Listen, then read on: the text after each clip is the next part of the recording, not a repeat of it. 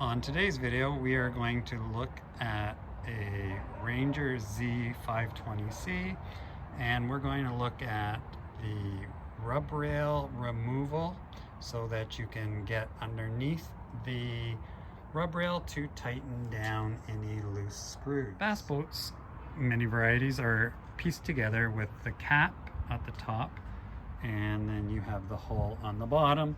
And in the middle section here, as you'll see in the video, there is a joining place where the cap is screwed to the hull. But sometimes you're going to get loose screws. And if you see, there's an obvious bump right there.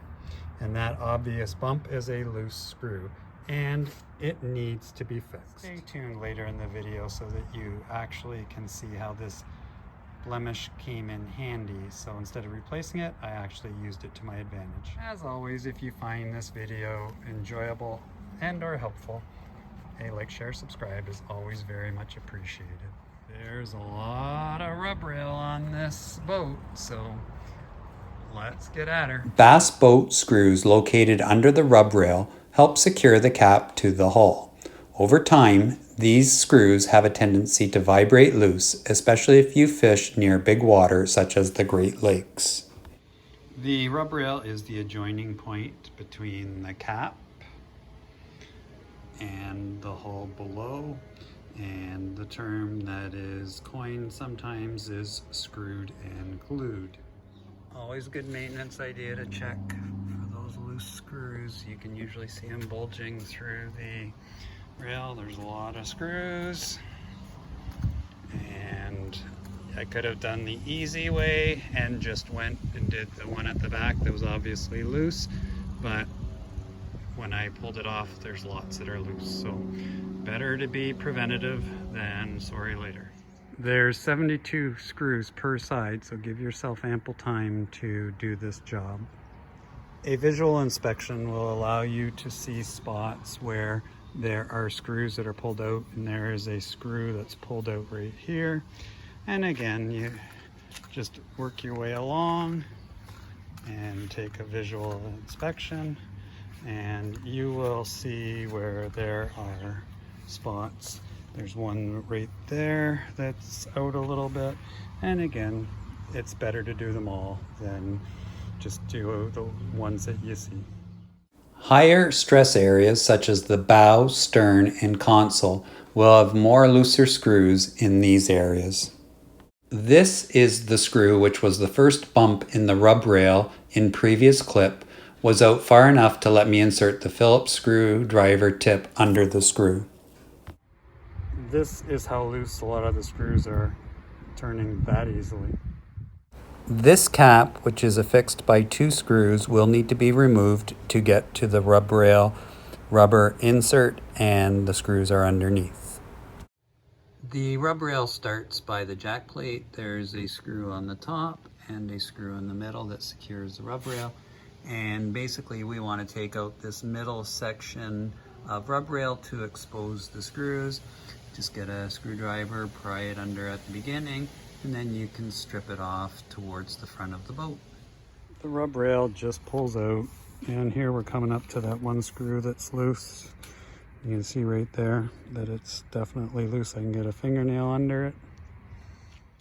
Don't go past the nose when pulling the rub rail. Just do one side at a time. It's time consuming, but I encourage you to remove and insert screws, adding some red Loctite by hand. You don't want to use a power tool and strip any screws. Pick a warm sunny day to do this job, as the rubber will be much easier to insert back into the rub rail. When reattaching the rub rail, I like to push in the bottom first just with my hand, and then I'll take the screwdriver and I'll just push it in gently so that I'm not damaging the rubber. And then once that's done, I will take a rubber mallet and just gently tap it in, and that will secure it. It probably doesn't need to be done, but it's just something I like to do. Repetitive actions cause blisters, so learn from my mistake, and I would suggest that you wear gloves when reinserting the middle piece of the rub rail.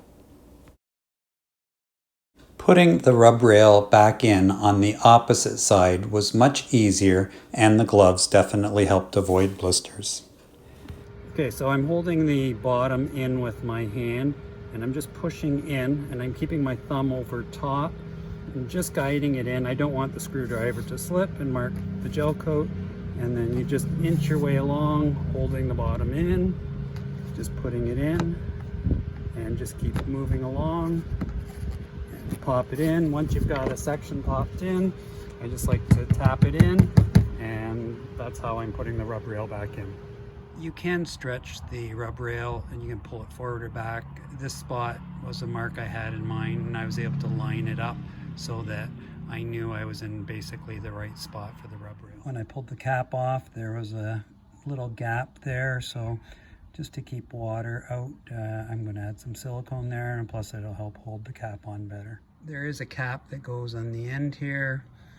There's a screw hole on the top, and there's a screw hole on the bottom, and it goes through the rub rail underneath as well, so you have to make sure you get it lined up.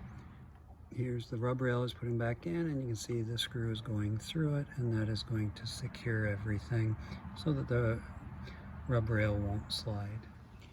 As always, if you find the video enjoyable or helpful, a like, share, subscribe is very much appreciated. Take care, and bye for now.